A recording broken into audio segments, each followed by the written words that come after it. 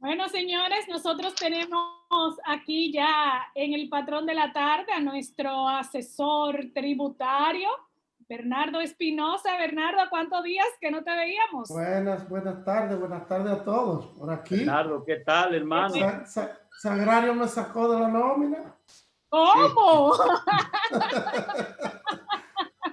Reducción de personal, don Nelson. sí. No, usted estaba en teletrabajo. Sí. Teletrabajo, sí, sí. Sí, A teletrabajo. propósito. ¿Qué hay de Bueno, novedad, estamos por Bernardo? aquí. Cuéntanos qué hay de novedad. Fíjense, recientemente se promulgó la ley 721, que hay una confusión, porque esta es la ley de transparencia y revalorización patrimonial, que fueron extendidos los plazos para la acogencia a esta ley. No es una ley nueva, ni que el gobierno ha impulsado una nueva iniciativa de amnistía. Es la misma que teníamos, que por un tema de la crisis provocada por la pandemia y el tiempo y el aspecto económico, en las empresas que no pudieron a tiempo, al día 11 de enero, cumplir con la acogencia y la solicitud de esta ley.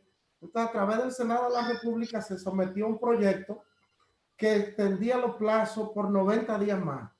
Efectivamente, fue aprobada esta nueva iniciativa, que lo que hace es que reincorpora la ley anterior. De hecho, es prácticamente una ley con un artículo único. Como ya la ley estaba vencida y por un tema de tecnicismo congresional, ya una ley vencida no podía ser modificada, porque la promulgación de esta ley fue posterior al día 11 de enero, el 16 de enero. Entonces, lo que hizo el legislador, la Cámara de Diputados, fue que reincorporó la ley anterior.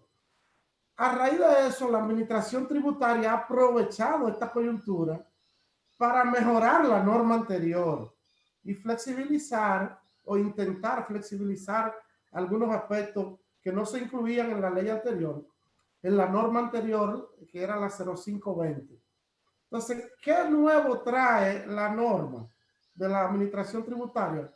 Bueno, que las empresas que trabajan con márgenes regulados por ley, entiéndase el sector combustible, los dealers que tienen representación de marcas nuevas, los concesionarios, y otros tipos de negocios que trabajan con margen regulado y que se le va a aceptar la acogencia de esta ley por el margen, no por la venta.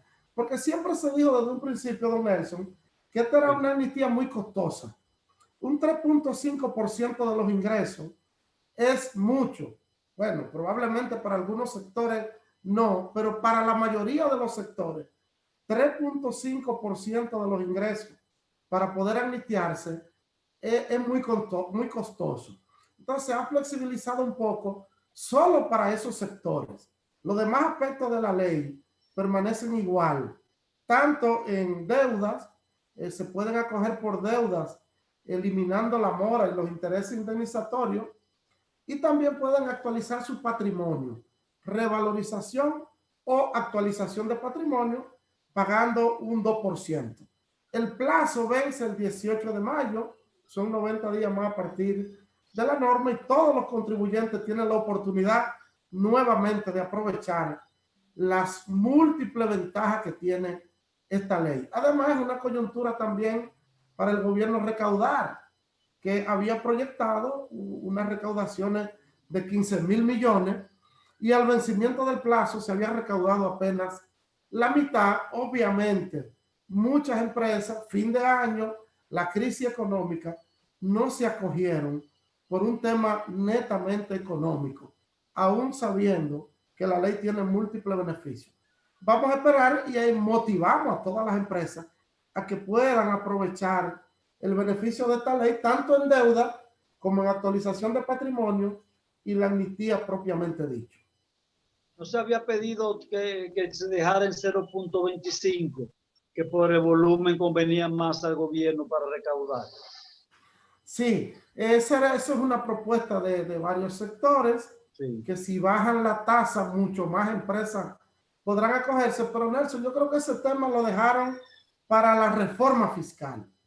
porque se supone que ya debe abocarse a las discusiones de una posible reforma y es muy probable que en esa reforma, si llegara a concretarse, yo tengo mis dudas, siempre las he tenido, y digo que si no se hace este año, no se hará, porque el gobierno no está hablando de pacto fiscal, está hablando de reforma propiamente dicho, donde hay varios planteamientos y uno de ellos es bajar la tasa y ampliar la base, sobre todo para el caso del ITEVI. Pero si se hace la reforma, es muy recomendable que se pueda corregir ese tema que usted apunta, Nelson, y que se pueda bajar una tasa reducida para que todas las empresas puedan acogerse a la amnistía. ¿Qué va a pasar con la persona física en ese sentido? Las personas físicas pueden acogerse a esta ley, tienen las mismas oportunidades, tanto para amnistiarse si son personas físicas con operaciones de negocio, como para corregir patrimonio. Pero lo que más han aprovechado esta amnistía han sido precisamente las personas físicas en la corrección patrimonial. Correcto. En el caso de la declaración del año del ITEVI, impuesto sobre la renta, ¿va a ser en marzo? ¿En qué fecha? ¿O está libre todavía? Bueno, el gobierno no ha anunciado extensión de plazos. Suponemos que habrá algún tipo de flexibilidad en los plazos. Sí. Pero los que están acogidos al RCT, como creo que usted, don Nelson, sí, tienen que presentar el 28 de mayo, de ahora, de febrero. 28 de febrero es la fecha límite. Las personas físicas que declaran en IR1 o que tienen operaciones de negocio, 31 de marzo. Y las empresas que cerraron el 31 de diciembre, el 30 de abril es la fecha límite. No ha habido anuncio de extensión de los plazos, solamente que el gobierno ha anunciado que el anticipo para las MIPYME, oigan bien, las MIPYME que vendan menos de 58 millones, no van a pagar anticipo hasta el mes de abril. Después de la declaración de abril, supongo también que el gobierno tomará otras medidas porque las proyecciones de recaudación se van a ver muy afectadas, don Nelson, porque recuerden que ahora en marzo y abril se presentan las operaciones del año pasado y ya sabemos lo que ocurrió con lo accidentado que fue el año pasado en materia comercial para la mayoría de los negocios. O sea que se prevé una caída importante en la segunda mitad o en el segundo cuatrimestre del año para el gobierno. Por eso se está previendo un financiamiento para poder mantener los planes de ayuda que el gobierno mantiene a las empresas y que ya para este año el endeudamiento anda por el orden de los 7,000 millones de dólares, que es prácticamente la mitad del presupuesto, don Nelson. Yo pienso que todos los plazos se van a correr un poquito, porque es que todo el mundo ha estado haciendo ajustes, reajustes, han perdido empleo, empresas que estuvieron funcionando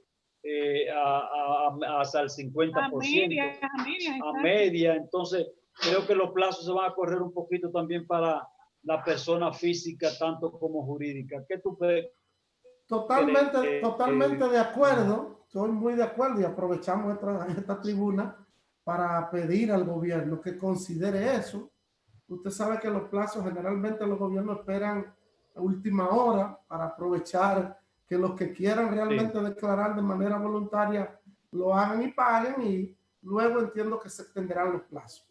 Quiero aprovechar otro tema que no puede pasar por alto y es el tema del programa FASE. Tenemos muchas quejas de muchas empresas que no se están beneficiando del programa FASE por un tema de burocracia estatal entre el Ministerio de Trabajo, la Tesorería de la Seguridad Social. El programa Fase 2, como ustedes saben, fue suspendido. Yo no diría suspendido, fue eliminado, porque el gobierno anunció que se iba a retomar, pero no vemos que haya aires ni movimiento en el gobierno para que se retome el programa Fase 2, que era el que ayudaba a las empresas para que mantengan los empleos.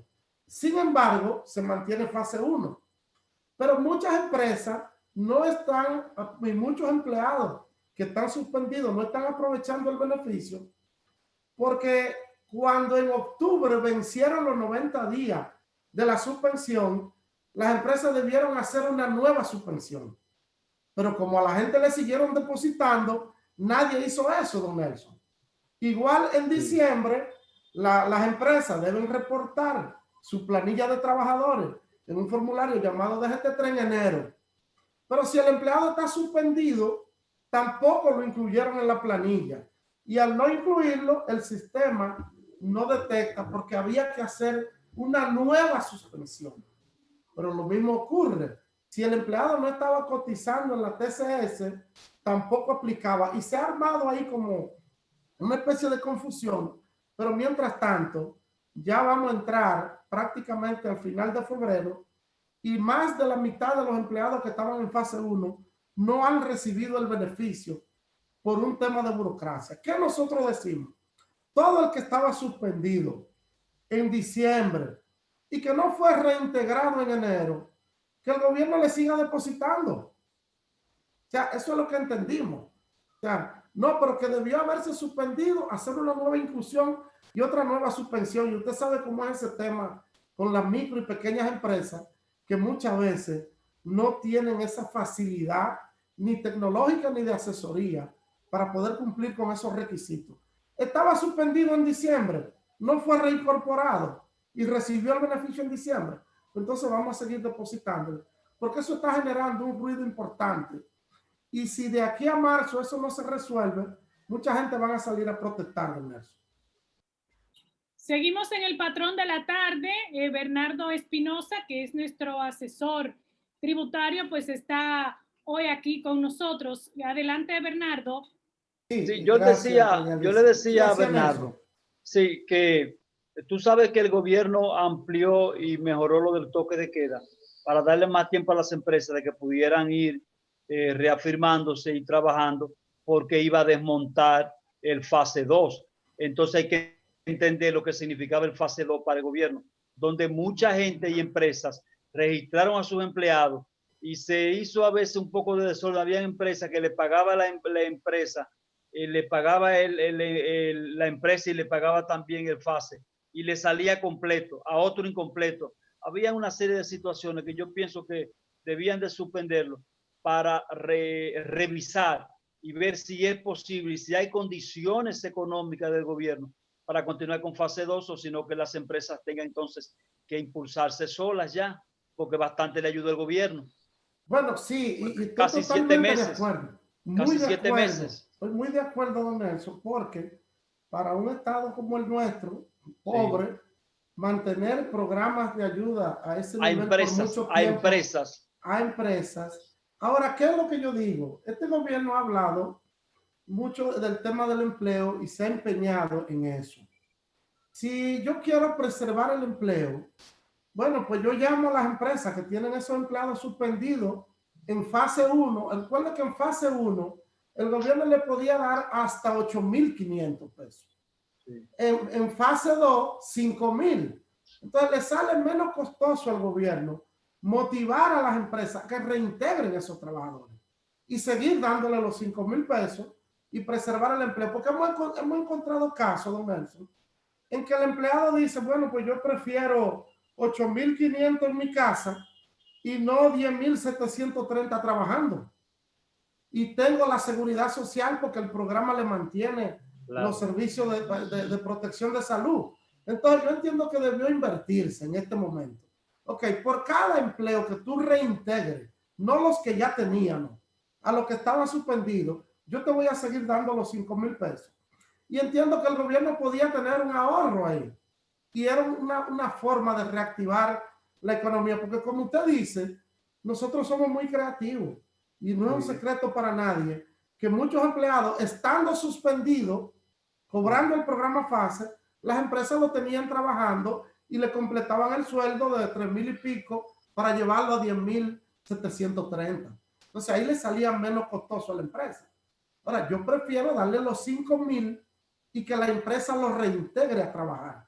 Y a los que queden, lo pongo en los programas de asistencia, quédate en casa que tiene el gobierno. Parece que un tema ahí del diseño del programa, se está hablando de un nuevo fase, pero entiendo que más que un fase, lo que el país necesita es que se reactive la economía y que de una vez por todas, ya con la llegada de la vacuna, se elimine el tedioso toque de queda. Bueno, en este momento, por ejemplo, el gobierno, en un informe que vi del Banco Central, el 61% del presupuesto dispuesto por el gobierno se estaba yendo en 3 renglones: educación, salud y asistencia social. Entonces quedaba un 39% para el resto, que es la mayoría, el 97% de los compromisos del Estado. Entonces el Estado tenía la necesidad de desvincularse poco a poco de algunos compromisos para respirar, porque también tú sabes que ha habido que acudir mucho a préstamos. Desde marzo pasado hasta la fecha se ha sustentado el presupuesto en base a préstamos, no ha habido forma porque se han desplomado. Aquí hubo, por ejemplo, mitad de marzo, abril, mayo, junio y julio, que fueron 3 meses prácticamente que aquí no se produjo nada, fue paralizado, fue en base a sostenibilidad del crédito público, fue una situación difícil. Sí, así como usted dice, hay acreedores que han sido benévolos en esta crisis. El propio Fondo Monetario Internacional ha llamado a algunos acreedores a que sean flexibles, pero hay otros que no.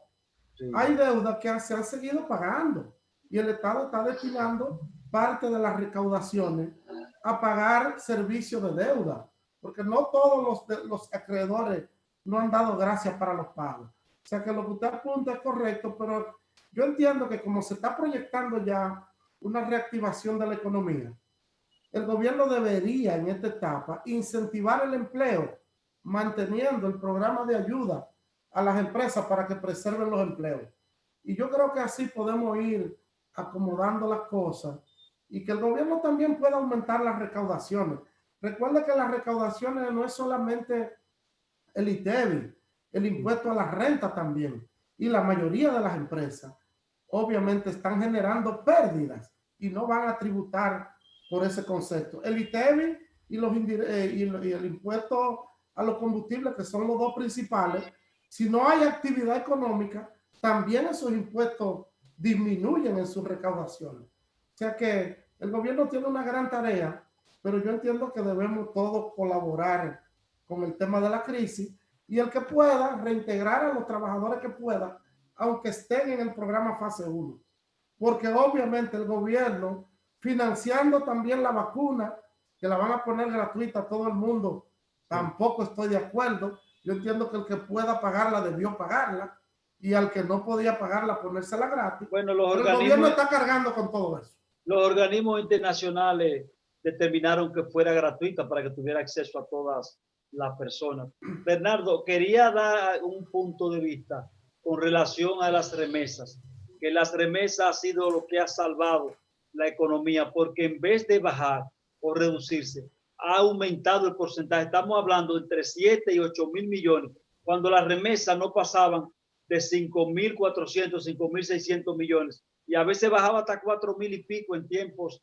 Parece un poco complicado en Estados Unidos para nuestros familiares y amigos. Sin embargo, ha llegado aquí hasta 8.000 millones de pesos. Mire, eso es una bendición, pero eso tiene dos componentes importantes. El primero es el aumento de los programas de ayuda en Estados Unidos, sobre todo donde están la mayoría de nuestros conciudadanos que envían remesas para acá. Y como no la están gastando allá, no lo están usando, están enviando la parte de esa ayuda, una gran parte, la están enviando a sus familiares. Están comprando en inmobiliaria, están comprando apartamentos, están invirtiendo. Invirtiendo, ha crecido más de un 20% la actividad inmobiliaria. Sí. Ahora, el otro aspecto es, don Nelson, que se ha transparentado el envío de las remesas. Recuerdo que antes usted iba a Estados Unidos o iba a Gladialisa y un familiar le decía, llévame esos $3,000, llévame esos 5. Eso no pasaban por el sistema y no se estaban contabilizando. A raíz de la pandemia, la remesa prácticamente ha tenido que ser obligatoriamente formal porque la gente no está viajando. A veces uno mismo iba Y tengo un primo allá que tiene $2,000, entonces yo no lo llevaba y lo gastaba allá mismo y se lo entregaba aquí a un familiar. Eso ocurría mucho. A raíz de la pandemia se estima que más de un 20% de ese incremento se debe a que ese envío sea transparentado. No es que haya más remedio. Seguimos conversando con Bernardo Espinosa. Son muchos temas interesantes que hay en el ambiente tributario y hay que aprovechar cuando lo tenemos. Adelante, Bernardo. Sí, gracias, Lisa. Decía don Nelson que yo pienso que el gobierno debe darle más calor al tema del pacto fiscal y la reforma, porque yo creo que es la única vía que entre todos los sectores productivos del país se aboquen a una reforma. Recuerda que tenemos un código tributario del 1992 y yo creo que ya amerita muchos cambios. El gobierno debe aprovechar esa coyuntura, primero para comprometer a muchos sectores, sobre todo sectores informales que tradicionalmente no tributan, y también para poder hacer un ajuste que le permita ajustar un tope para el gasto y el endeudamiento y que todos nos comprometamos, porque si no, si hacemos una reforma pura y simple solo con el objetivo de recaudar, como han sido las últimas 7 u 8, probablemente aumente la informalidad y el objetivo no se pueda lograr. Tiene que haber un compromiso. Y de ahí lo del pacto. Me sorprende que el gobierno no está hablando del pacto, sino solamente de reforma. O sea, y estamos dejando de lado el mandato de la Ley de Estrategia Nacional de Desarrollo, que debe impulsar primero firmar el pacto eléctrico como una antesala para el pacto fiscal, porque del pacto eléctrico hay una gran cantidad de recursos en gastos o en recaudaciones que van a influir en el pacto fiscal. Entonces, no veo que el gobierno, si no lo hacemos ahora, Nelson, el año que viene estamos en campaña. Pero en campaña no se habla de impuestos. Yo escuché al ministro de Energía y Minas que estaban listos para el pacto eléctrico, pero hay algunas diferencias ahora con algunos sectores porque quieren primero, antes del pacto eléctrico, resolver algunas situaciones con Punta Catalina. Algunas situaciones con Punta Catalina de legalidad, de irregularidades, una serie de situaciones. Pero el pacto fiscal era una línea, pero es que ha cambiado todo, porque el gobierno venía a hacer un pacto fiscal, un pacto eléctrico, venía con una agenda que cambió a partir del 17 de marzo cuando entró la pandemia. Entonces, ¿qué significa el pacto fiscal? Significa que el gobierno va a sacrificar una serie de impuestos, aunque podría ampliar la base, como en el caso del ITEVIS, a más productos, pero y reducirlo, pero no podría pasar así con otros impuestos que tendrían que descartarse y el gobierno no captarlo en medio de la crisis que necesita mayores ingresos. Entonces, ¿cómo te digo? ¿Cómo hacer un pacto eléctrico, un pacto fiscal que signifique reducir o eliminar impuestos en este momento para el gobierno? Recuerda que el pacto tiene varios elementos. Lo primero es un tope al endeudamiento, que eso ahora no es posible. No, esa es otra. El segundo es un tope al déficit. Tampoco es posible porque se estaba hablando de 2.3. El déficit para este año va a rondar 7% el déficit fiscal. Tampoco es posible. Pero sí la calidad y el control del gasto lo podemos controlar. Porque en la medida que yo recaudo menos, debo gastar menos. Claro, usted me va a decir, el tema de educación y la crisis de salud amerita un gasto mayor, ¿verdad? Estamos totalmente de acuerdo. Pero recuerde que en el 90, en el 92, ampliar la base y disminuir la tasa recaudó más impuestos, sí, porque trajo muchos sectores informales que entendían que podían tributar en esa tasa disminuida y entraron al sistema formal. Lo mismo está ocurriendo ahora. Hay un estudio de la Dirección de Impuestos Internos que dice que los niveles de informalidad andan por cerca del 50%. En el ITEVI 45%. En el impuesto sobre la renta casi 60%. Entonces, yo digo, contraer la mitad de esos sectores al sistema formal de pago, ya estamos cubriendo una gran parte del déficit. Eso representaría unos 200,000 millones en recaudaciones. cerca de un 4 o 5% del Producto Interno Bruto. Lo que pasa es que los gobiernos le tienen miedo a ese tipo de iniciativas por lo que usted apunta. Porque, y si recaudo menos, bueno, tú tienes que tener un plan. Si recauda menos, gasta menos. Otra razón es también el costo político. Ese es el tema. Tiene un costo político y un costo de recaudación de monto, que es las situaciones que se observan en este momento. Por eso que digo que si no se hace en el primer o segundo año de un gobierno, es muy difícil que se haga ya para el 2022. Ojalá que sí. Vemos algunos funcionarios han estado pronunciándose en ese sentido, pero es el gobierno, el presidente, quien tiene que convocar. Hasta que eso no ocurra, yo tengo mi duda de que haya o no reforma o pacto fiscal. Los esfuerzos en transparencia y eliminación de instituciones, ¿qué te ha parecido? ¿Ha contribuido en algo a la calidad del gasto? Obviamente que sí. Lo que pasa es que, como usted decía ahorita, en este momento eso no se puede medir. Muchas instituciones están muy limitadas en el gasto. Sí. No porque no tengan en qué gastar. Primero, por el mismo formato que hay ahora con el tema de la movilidad y el tema del empleo, el gasto en representación, el gasto en combustible.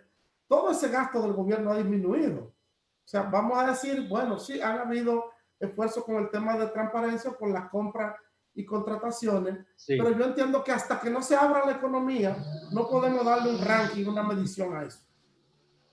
Pienso que ahora se va a abrir un poquito más, porque las estadísticas sobre el comportamiento del virus nos están diciendo que tenemos menos ocupación cama COVID, menos UCI, menos ventiladores, y que han bajado los casos, la letalidad sigue 1.2, el número de contagios también ha disminuido, y encima de eso estamos vacunando, que eso le da también fortaleza y le da incentiva a la inversión. Ya estamos vacunando, ya comienzan las empresas que estaban paradas a prepararse, a limpiar, porque podrían volver a reanudar su labor.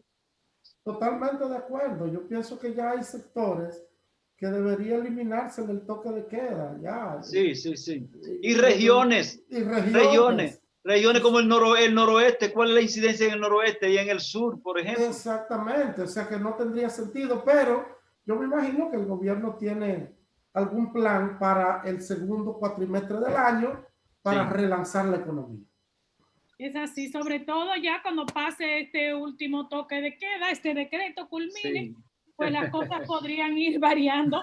Claro. De todos modos, tenemos los 45 días de estado de emergencia renovados, pero el toque de queda sería finalizando ya junto con este mes de febrero y las cosas ahí podrían ir cambiando. ¿Verdad? Gracias a Espinosa.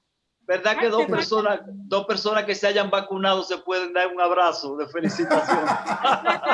Es Bernardo. Pero necesitan mascarilla, no entiendo ahí, ¿no? ¿Por qué necesitan mascarilla? Si se vacunaron ya se pueden dar un abrazo. De cara con otros, entiendo que es para los que no estén vacunados y aunque usted esté vacunado le puede dar, pero le va a dar más lejos. Menos significativo. Pero se supone que el que está vacunado, el nivel de contagio disminuye también. Sí, porque el virus le da con menos fuerza. Sí, con menos intensidad. Bueno, pero vamos a esperar. Seguimos respetándonos. Así es. Gracias, Bernardo. Gracias a ustedes. Bernardo.